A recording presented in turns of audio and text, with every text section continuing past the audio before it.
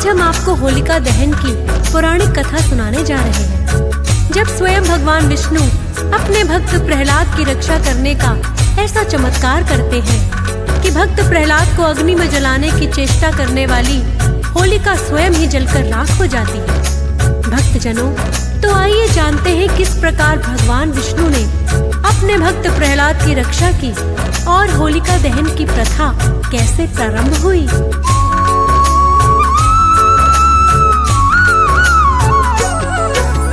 पत्नी दिति से महर्षि कश्यप को जो हुई संतान, हिरण्याक्ष और हिरण्यकश्यप थे पुत्रों के नाम। और बड़ी पुत्री थी उनकी जिसका नाम सिंहिका, छोटी पुत्री हुई थी उसको दिया है नाम होलिका।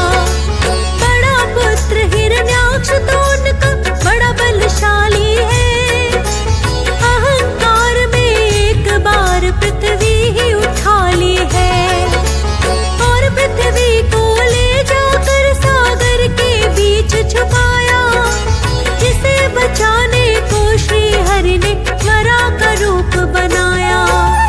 दांतों बीच उठा के धरा को बाहर लाते हैं, पावन कथा सुनाते हैं। भक्त प्रहलाद को विष्णु जी स्वयं बचाते हैं, हम कथा सुनाते हैं।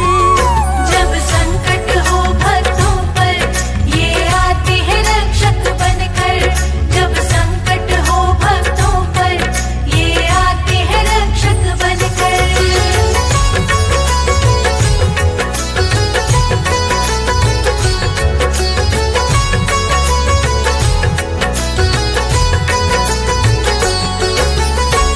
भक्तजनों, पौराणिक कथाओं में वर्णन मिलता है कि महर्षि कश्यप को पत्नी दिति से दैत्य उत्पन्न हुए, जो सदैव ही भगवान विष्णु के विरोधी रहे। उनके पुत्र हिरण्याक्ष ने जब धरती को ही सागर के बीच छुपा दिया तो भगवान विष्णु को वराह अवतार लेकर आना पड़ा और अपने दांतों के बीच धरा को उठाकर बाहर ले आए। हिरण्याक्ष दैत्य का वध भगवान विष्णु ने अपने वराह अवतार में ही किया और पृथ्वी को उनके अत्याचारों से मुक्त किया। तब हिरण्याक्ष के छोटे भाई हिरण्यकश्यप ने विष्णु जी से प्रतिकार लेने की ठान ली। इसके लिए ब्रह्मा जी की तपस्या करने लगा।